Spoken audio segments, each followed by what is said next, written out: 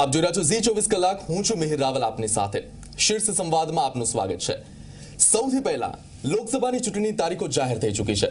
23 એપ્રિલે ગુજરાતની લોકસભાની 26 બેઠકોની ચૂંટણી યોજાશે અને 23મી મે ફાઇનલ રિઝલ્ટ આવી જશે। તો લોકસભાનું ઇલેક્શન જાહેર તો થઈ ગયું, પરંતુ તેની પહેલા જ ગુજરાતની રાજનીતિમાં ઉતાર ચઢાવ જોવા મળ્યો, ગરમાગરમી જોવા મળી, પક્ષાંતર પણ જોવા મળ્યો અને મંત્રી પદનું શપથ વિધિ પણ જોવા મળી। પરંતુ આ બધી જ ચર્ચાઓમાં એક નામ આંખે ઉડીને આવ્યું, એ હતું અલ્પેશ ઠાકોરનું। યુવા નેતા છે, આંદોલનથી શરૂઆત થઈ કારકિર્દી અને એ કારકિર્દી પહોંચી કોંગ્રેસના ધારાસભ્ય તરીકેની રાધનપુરથી, પરંતુ ધારાસભ્ય પદમાંથી મંત્રી પદ સુધી જશે, લોકસભાની ચૂંટણી લડશે, આ તમામ ચર્ચાઓએ જોર પકડ્યું। પરંતુ શું આ ચૂંટણીને લઈને તેમને જે ચર્ચાઓ હતી, જે વાતો ફેલાઈ હતી, તે વાતો સાચી હતી? શું તેમના મનમાં હતું? મંત્રીપદની લાલચ હતી? આ બધી જ વાતો કરવા માટે ઝી 24 કલાકમાં આજે ઉપસ્થિત છે અલ્પેશ ઠાકોર। મારી સાથે જોડાયા છે સહયોગી દીક્ષિત સોની અને બ્રિજેશ દોશી। અલ્પેશભાઈ, આપનું સ્વાગત છે ઝી 24 કલાકમાં। સૌથી પહેલી વાત, ચૂંટણીની તારીખો જાહેર થઈ ચૂકી છે, હાઉઝ ધ જોશ? ચૂંટણીની તારીખો જાહેર થઈ છે એટલે જોશ તો રહેવાનો અને પૂરા જોશથી ચૂંટણી લડીશું। 26માંથી વધારેમાં વધારે બેઠકો જીતવાનો પણ પ્રયત્ન કરીશું, દેશમાં સત્તા મેળવવાનો પણ પ્રયત્ન કરીશું। જે સત્તા ગરીબો માટે હશે, જે બેરોજગારો માટે હશે, જે ખેડૂતો માટે હશે, જે સામાન્ય લોકો માટેની સત્તા હશે, ત્યાં તમામના અધિકારોનું રક્ષણ હશે, એવી સત્તા મેળવવાનો પણ પ્રયત્ન કરીશું। જોશ તો રહેવાનો અને જોશ પૂરો જોશથી લડીશું। એટલે આવનારા સમયની અંદર જે ચૂંટણી આવી રહી છે એ ચૂંટણીઓ માટે અમે પૂરા સજ્જ છીએ અને એ ચૂંટણી માટે હું તમામ લોકોની શુભકામના પણ પાઠવું છું કે આવનારી જે સરકાર આવવાની છે, સરકાર ગરીબો, બેરોજગારો, મહિલાઓ, ખેડૂતો અને સામાન્ય લોકોને ન્યાય આપનારી સરકાર, દેશની અંદર નવી સરકાર જે આવવાની છે એ દેશમાં ગરીબ લોકોના અધિકાર માટેની આવવાની છે। પણ અલ્પેશભાઈ, વાત કરવામાં આવે આ જોશની, પણ આ જોશની ઉપર ક્યાંક ને ક્યાંક એક કન્ફ્યુઝનનું ગ્રહણ લાગેલું રહ્યું આ છેલ્લા 3-4 દિવસમાં, એવું લાગે છે। એટલે આ જોશ 2 દિવસથી જ છે કે એની પહેલા પણ હતો? નહીં, જોશ તો હતો જ, પણ એ જોશમાં મેં ગઈકાલે કહ્યું હતું એમ, મેં કન્ફ્યુઝન, મારી માનસિક પરિસ્થિતિ અને તમામ વસ્તુઓનો મેં સહજ સ્વીકાર કરેલો અને એમાં કોઈ વસ્તુથી ડિનાઇડ નહીં કરું। મેં પણ સ્વીકાર કરેલો કે હા, મંત્રી બનવાની પણ ઈચ્છા થઈ હતી, હા હું કન્ફ્યુઝ પણ હતો, પણ આ બધામાં કેમ આ પરિસ્થિતિ નિર્માણ થયું એ પણ તમારે સમજવાની જરૂર છે। ઘણાએ કે લાલસા હતી, ઘણા કે આ હતું, પેલું હતું। કદાચ મંત્રી બનવાનો એટલો જ બધો જોશ હતો તો પછી લાલસા જ હતી તો 6 મહિના પહેલા કદાચ હું નિર્ણય કરી શક્યો હોત। વાત આવે છે આંદોલનકારીની। એ આંદોલનમાં અનેક મુદ્દાઓને લઈને લડ્યો હું। એ ગરીબોના મુદ્દા હતા, સમાજના મુદ્દાઓ હતા, ખેડૂતોના મુદ્દા હતા, બેરોજગારોના મુદ્દા હતા, વ્યસન મુક્તિના મુદ્દાઓ હતા। આ તમામ મુદ્દાઓને લઈને અનેક લડીઓ લડી। એક તબક્કે એવું પણ લાગ્યું કે સત્તા વગર તો આ લોકોનો વિકાસ કરવો અશક્ય છે। એ હાલમાં પણ હું સ્વીકારું છું। આ ગરીબ લોકોના વિકાસ માટે સત્તા જરૂરી છે, કારણ કે સરકાર જોડે અનેક પાવર રહેલા છે, અનેક લોકોને આપવાની સત્તા રહેલી છે। એ વિચાર એટલે આવ્યો કે હું કેવા સમાજને, એવા તબક્કાને, એવા વર્ગનું પ્રતિનિધિત્વ કરી રહ્યો છું જે સામાજિક રીતે પછાત છે, જે આર્થિક રીતે પછાત છે, જેને જમીનમાંથી બેઠો કરવાની જરૂર છે। એટલે એવા સમાજની જ્યારે તકલીફ જોઉં ત્યારે સ્વાભાવિક છે એક જ વિચાર આવે કે એક સત્તા, એક એવી સત્તાથી હું આ લોકોને કંઈક આપી શકું, આ લોકોને સમાનતાની ધારામાં લાવવાનો પ્રયત્ન કરી શકું। આ બધા જ મુદ્દાઓને લઈને મનોમંથન લઈ અને એક તબક્કે એવો દ્રઢપણે એવો વિચાર પણ આવ્યો અને નિર્ણય પણ આવ્યો કે લાવો આપણે સત્તામાં જઈએ। પહેલા એવું હતું કે 10-15-20 સ્કૂલો લઈ લઈએ, છાત્રાલયો લઈ લઈએ, કોલેજ લઈ લઈએ, એટલે આ લોકોને કારણ કે કોઈ પણ સમાજનો વિકાસ કરવો હોય તો મુખ્ય 2 પરિબળો હોય છે। એને શૈક્ષણિક રીતે સદ્ધર કરવા પડે ને રોજગારી આપવી પડે, અને આ પછી એની એબમાંથી એને છોડાવવો પડે। એટલે મને એવું થયું કે 10-15-20 સ્કૂલો કે કોલેજો કે દરેક જિલ્લામાં આવી વ્યવસ્થા ઊભી કરી તો આ લોકોને ઊભા કરી લઈશું। જેમ જેમ નીચે ગયો હું ત્યારે પરિસ્થિતિઓ વધારે ને વધારે વિકટ જોઈ મેં। મને જે જોવા મળ્યું આમની જોડે મકાનો જ નથી, આમની જોડે શિક્ષણ નથી, આમની જોડે રોજગાર નથી, આમની જોડે આરોગ્ય નથી। એટલે એક અતિ પછાત ને અતિ તકલીફમાં જીવતો એક વર્ગ, જે વર્ગને 10 દિશાઓમાંથી વિકાસની ધારા તરફ લઈ જવાનો પ્રયત્ન કરવો પડે, આ મનોમંથન બહુ ચાલ્યું અને છેલ્લા 3 દિવસ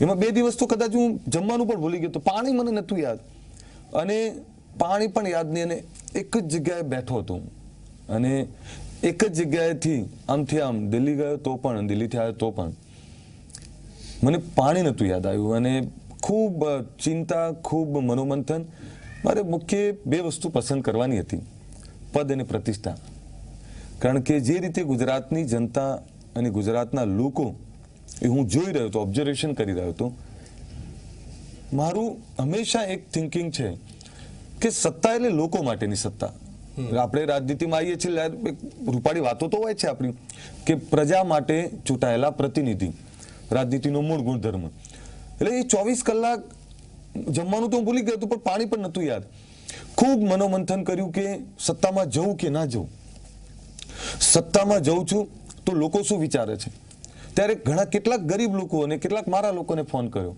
એવા લોકોના કોન્ટેક્ટ કર્યા ત્યારે એવા લોકોએ દીક્ષિતભાઈ એવું ઈમાનદારીથી કહ્યું કે અલ્પેશ ઠાકોર પહેલા તમારી જોડે સત્તા હતી કે તમારી જોડે રૂપિયા હતા કે અમે તમારી જોડે રૂપિયા માંગ્યા હતા તમારી જોડે કંઈ જ નહોતું તેમ છતાં અમે તમારી સાથે એટલે જોડાયા કે અમને ખબર હતી કે આ વ્યક્તિ સાથે જોડાઈએ છીએ તો સંઘર્ષ છે પણ એ વિચારધારા જે આપે છે કે વિચારધારા ગરીબના વિકાસની વિચારધારા બેરોજગારની ખેડૂતની અને ગુજરાતની સામાન્ય જનતાની આ વિચારધારા સાથે અમે જોડાયા આ એક એવી સત્તા જોડે લઈ જશે આપણાને જે સત્તામાં અમારા અધિકારોનું રક્ષણ છે ને અમારા અધિકારો અમારા ઘર સુધી પહોંચવાના છે એટલે તમે સત્તામાં તો પહોંચી જશો પણ પછી તમારી પ્રતિષ્ઠા કંઈ જ નહીં હોય તમારી ઇમેજ એ ખૂબ ડાઉન થશે પણ અલ્પેશભાઈ એવું નથી લાગતું કે સંઘર્ષનો જે સમય છે 2017ની ચૂંટણી હમણાં જ ગઈ છે 1.5 વર્ષ ગયું છે સંઘર્ષનો સમય તમારો લાંબો ચાલશે 100% લાંબો ચાલવાનો છે પણ એ લોકોના કહેવાથી જ મેં સંઘર્ષનો રસ્તો પસંદ કર્યો છે એ બધાને મેં પૂછ્યું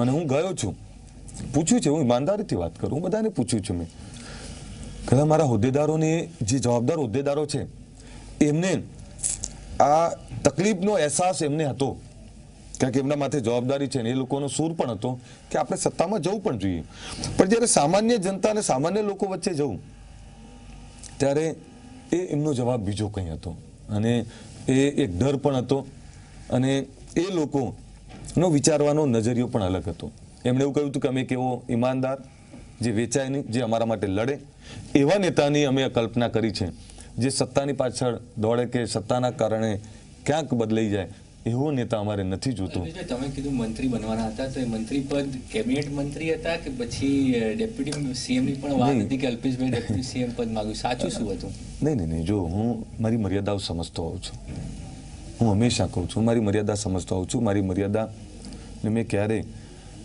રાજનીતિમાં ઘણી વાર કેવું હોય કે જ્યાં લાલસા હોય છે ને ત્યાં બહુ બધું માંગણી હોય છે મારી એવી કોઈ વાત નથી અને હું ઈમાનદારીથી કહું મેં ડેપ્યુટી સીએમ ક્યારેય નથી કોઈની જોડે માંગી અને હું હજુ પણ કહું છું કે જે વાત છે મારી એ વાતને હું બીજી બધી વધારે વાત નહીં કરું પણ હંમેશા મારી જોડે એટલી અપેક્ષા રાખજો કે હું માગીશ તો બેરોજગારનો રોજગાર માગીશ તો ગરીબ માટેના શિક્ષણની વ્યવસ્થા પણ તમે નથી માંગ્યું તમને ઓફર થયું હતું અને કેબિનેટ મંત્રી પદ માંગ્યું હતું તમે સમજો ગુજરાતના 12,000 ગામડાઓમાં જે સંગઠન ફેલાયેલું છે જે સંગઠન જે સમાજની અસર સીધી 12-13 સીટો ઉપર છે લોકસભાની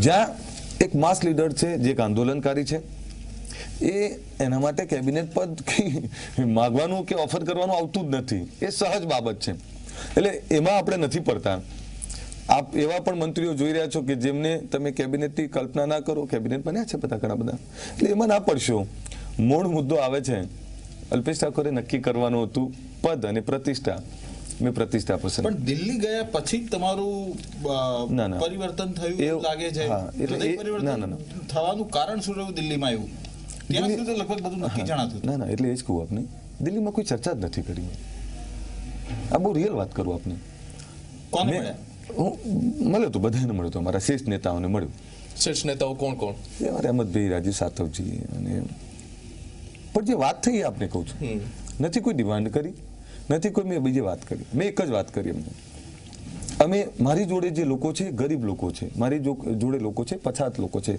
બેરોજગારો છે ગુજરાતના સામાન્ય લોકો છે આ લોકોનું સન્માન ક્યાંય હણાવવું ના જોઈએ પાર્ટીની અંદર પણ અને સન્માનજનક જગ્યાઓએ અમને જવાબદારી મળવી જોઈએ. એ ચાહે બ્લોક હોય, તાલુકો હોય કે જિલ્લો હોય કે પ્રદેશ હોય, એ સન્માન હણાયની એની જવાબદારી તમારી છે. આટલી જ વાત કરી છે ને એની શ્યોરિટી આટલી જ લઈને આવ્યો છું કે મારા લોકોનું સન્માન જળાવવું જોઈએ અને આ લોકોને સાથે લઈને ચાલવું જોઈએ. અલ્પેશભાઈ, તમે જે રીતે કીધું કે તમે બેરોજગારોની વાત કરો છો, યુવાનોની વાત કરો છો, 1.5 વર્ષ કરતાં વધારે સમય થઈ ગયો તમે ધારાસભ્ય બન્યા. કેટલા કામ કર્યા વિસ્તારના, કયા કામ કર્યા, કોને નોકરી અપાઈ, શું કર્યું, કેટલા રોડના કામ લઈને તમે નીતિનભાઈ પાસે ગયા, કેટલા કામો મંજૂર કરાવ્યા? જો રોડના કામો તો ઘણા બધા લઈને ગયો હતો, પણ નીતિનભાઈ સાહેબ આમ તો વહીવટ કુશળ માણસ છે. મેં માગ્યા હતા તો 60-70 કરોડના રોડો, એમણે 20 કરોડના રોડો મને આપ્યા છે સ્ટેટ લેવલના, અને અમારા પંચાયત લેવલના બીજા રોડો પણ એમણે આપ્યા છે. એટલે એ પણ વધારે આપ્યા છે. એટલે સાથે પાણીની બાબતમાં મારા આજે આ વખતે દુષ્કાળની પરિસ્થિતિ અને મારા વિસ્તારમાં પાણીનો ખૂબ મોટો પ્રશ્ન છે. આ વખતે નર્મદાનું પાણી મારા તમામ ખેડૂતો સુધી વધારે વધારે પહોંચે, કારણ કે ચોમાસું બગડ્યું છે અને મારો વિસ્તાર એ રણકાંઠાનો સૂકો વિસ્તાર છે, એક અતિ પછાત વિસ્તાર છે. એટલે અમે એવો પ્રયત્ન કર્યો અને અમે ખૂબ પ્રયત્ન કર્યા પછી મારા જે મોટાભાગના ગામડાઓ છે એમાં કદાચ 10-12 ગામડાઓમાં અમે હજુ પાણી નથી પહોંચાડી શક્યા સિંચાઈનું, પણ બધા જ ગામડાઓમાં સિંચાઈનું પાણી એ અમે પહોંચાડી શક્યા છીએ. સાથે રોજગારી સ્થાનિક લેવલની હોય કે ગુજરાત લેવલની હોય, અમે પ્રયત્ન કરીએ છીએ જે પ્રાઇવેટ સેક્ટર છે એમાં તમામ જે ફેક્ટરીઓ છે, નાની મોટી કંપનીઓ છે, એમાં રિક્વેસ્ટ કરીને અમે નોકરીઓ અમે બધે જ અપાવવાનો પ્રયત્ન કરીએ છીએ. અમારા પ્રી-ભરતી તાલીમ સેન્ટરો પણ ચાલે છે. હમણાં LRDની પરીક્ષામાં 2973થી વધારે અમારા વિદ્યાર્થીઓ પાસ થયા છે અને એમાંથી કદાચ હું અપેક્ષા રાખું કે બધા સિલેક્ટ થાય, પણ એમાંથી અડધથી વધારે સિલેક્ટ થવાના. હું છે ને એકલું સરકાર તરફ અપેક્ષા રાખી નથી બેસતો, કારણ કે સરકારની એક મર્યાદા છે, સરકારની પણ એક લિમિટેશન છે. સોશિયલ અવેરનેસ, સોશિયલ એટેચમેન્ટ અને એમનું ઇન્વોલ્વમેન્ટની સાથે સરકારનો વધારે ઉપયોગ કરી શકાય, એ મારો પ્રયત્ન છે. તમે મંત્રી બન્યા હોત તો કદાચ આ તમારા જે ઉદ્દેશો છે એ બહુ ઝડપથી બહાર આવે તેવું નથી લાગતું? એ વાતથી હું સહમત છું, પણ દીક્ષિતભાઈ, ઘણીવાર એવું થાય છે કે લોકો છે ને, લોકો બહુ હોશિયાર છે. આપણે એવું માનીએ કે લોકો ભૂલી જાય છે, એવું નથી. લોકોએ આંદોલનકારી અલ્પેશ ઠાકોરને જોયો છે, લોકોએ એક વિચારધારા અને લોકોના પ્રશ્નોને લઈને લડતો અલ્પેશ ઠાકોર જોયો છે.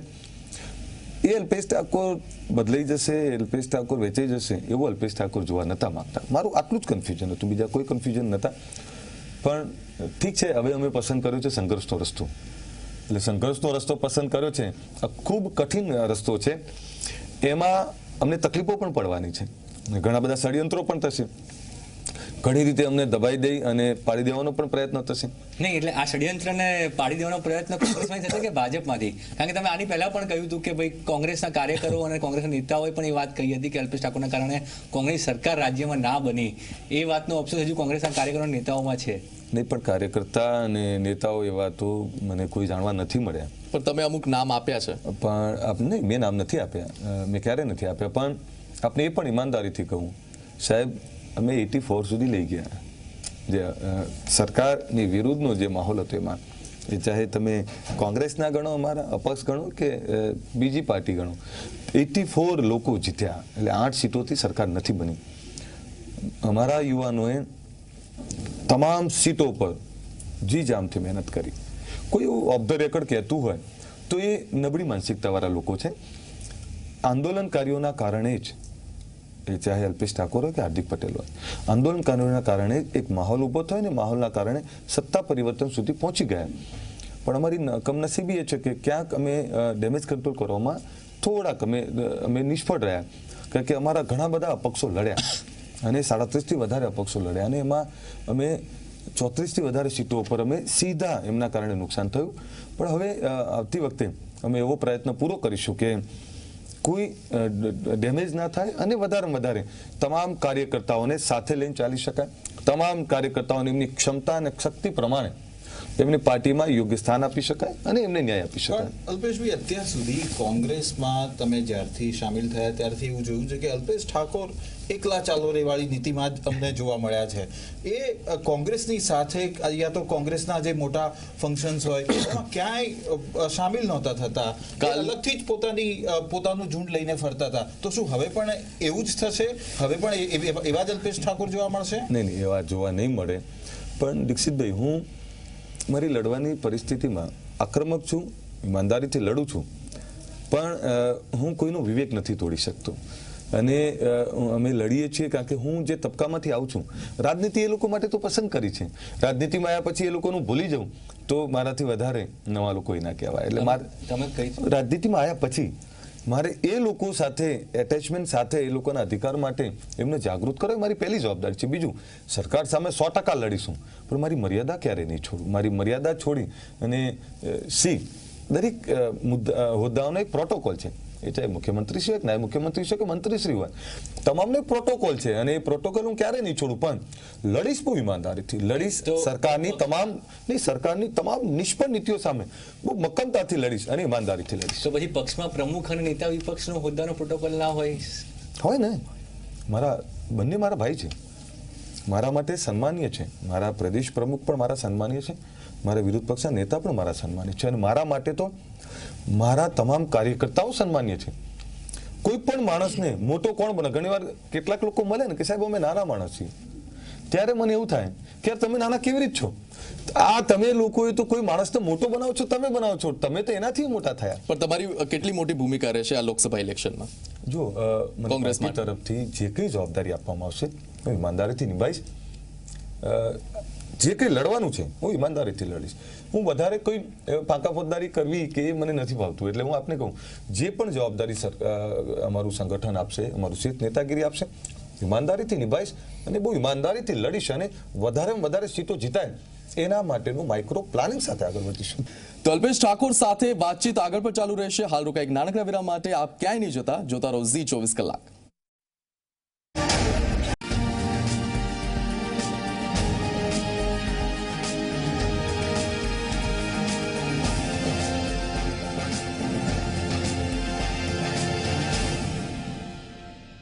Welcome back. Zee24 કલાકમાં શીર્ષ સંવાદમાં આજે વાત કરી રહ્યા છે અલ્પેશ ઠાકોર સાથે અને તેમની રાજનીતિ સાથે. તમને બિહારની પણ એક જવાબદારી સોંપવામાં આવી હતી. હજુ સુધી તમે એક પણ વખત બિહાર નથી ગયા? એકવાર ગયો દીક્ષિતભાઈ, હું એક જ વાર ગયો છું. પણ પછી જે પ્રકારનો બનાવ બન્યો, હું હજુ પણ કહું છું, કદાચ જે કંઈ બન્યું છે એમાં હું આજે બહુ દિલ ખોલીને પણ ખુલાસો કરું કે જે કોઈ બન્યું એમાં કદાચ ક્ષણિક 1-2 દિવસ આક્રોશ કોઈનો હશે, એમાં ના નથી પાડતો. પરંતુ જે પછી બન્યું, અમારી વિચારધારા કોની છે, અમે કોના માટે લડી રહ્યા છીએ, મારું સંગઠન કે અમે બધા, અમારી લડાઈ છે ગરીબ માટેની. એ ગરીબ કોઈ જ્ઞાતિનો, કોઈ જાતિનો, કોઈ ધર્મનો, કોઈ પ્રાંતનો નથી. એક ગરીબ પકોડી વાળો એક મીઠી પકોડી ખવડાવતો હોય અને એને ઉપર કંઈ હેરાન કરો કે એના પર હુમલો કરો, એ મારી વિચારધારા નથી. કોઈ ફેક્ટરીનો મજદૂર એને કોઈ મારવા જાય અને એને મારવો, એ અમારી વિચારધારા નથી. હું બહુ સ્પષ્ટ કહું, આવી જે કોઈ ઘટનાઓ બને છે એમાં જે કોઈ ગુનેગાર છે એ મારી 14 મહિનાની દીકરી માટે કોઈ સંવેદના ના વ્યક્ત કરી. 14 મહિનાની દીકરી એ આપણા બધાની દીકરી છે અને એના સાથે જે કંઈ દુષ્કર્મ થયું, તો એ દુષ્કર્મની સાથે એના ગુનેગારને કડકમાં કડક સજા થવી જ જોઈએ. એ માંગ અમારી 100%. પણ એ જ દિવસે અલ્પેશ ઠાકોર એક નિવેદન કરે છે અને કદાચ બ્રિજેશભાઈ એ ચલાયેલું પણ ખરું. મેં હું સ્પષ્ટ કહ્યું હતું પહેલા જ દિવસે કે આ જે કોઈ ગુનેગાર છે એને કડકમાં કડક સજા થવી જોઈએ, કારણ કે નર પિશાચ છે, આ રાક્ષસ છે. પણ આ કોઈ જાતિ ધર્મ કે કોઈ પ્રાંતનો નથી.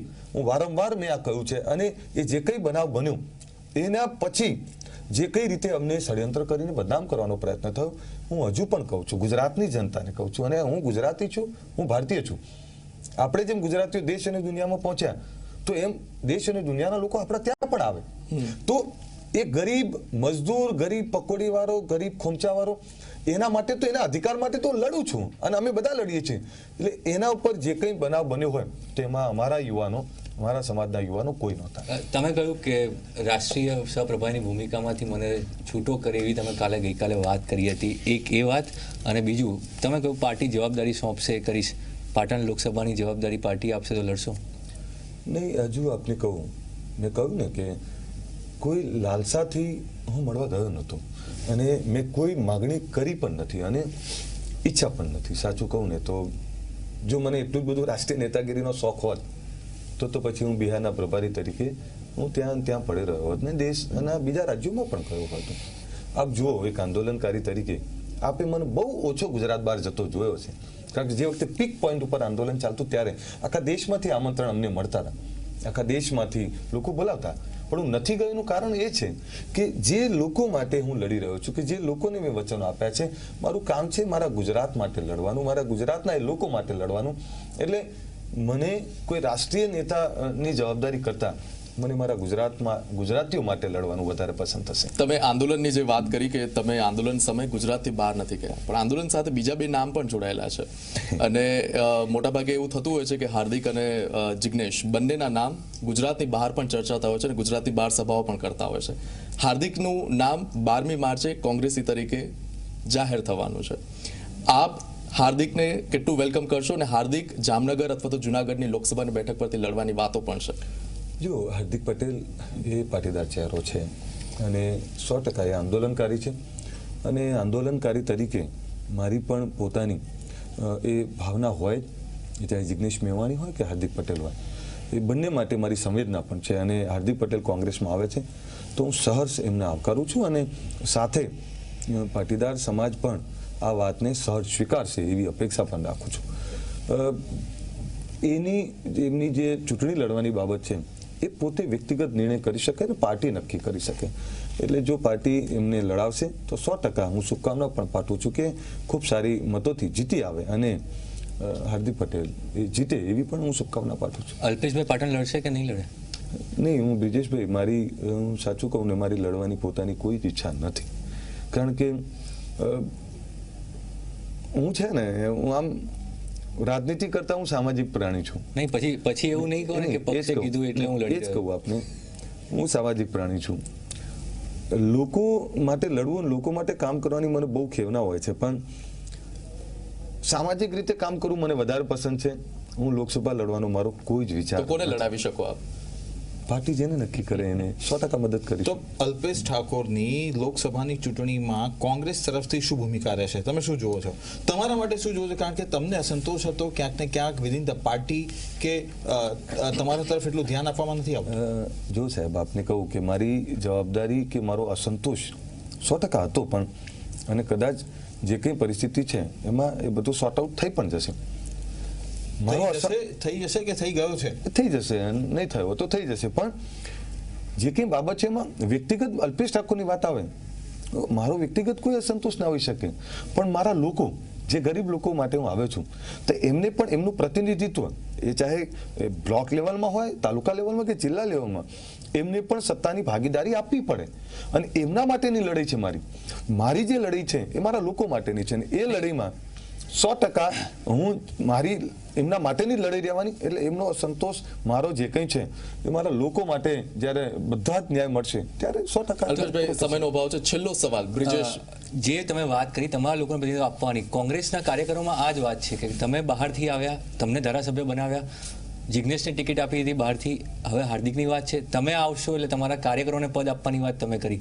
તો કોંગ્રેસના કાર્યકરોનું શું? તો કોંગ્રેસના કાર્યકરોએ હંમેશા જે આજે ભાજપમાં સ્થિતિ ઊભી થઈ છે એ જ વસ્તુ કોંગ્રેસમાં થઈ.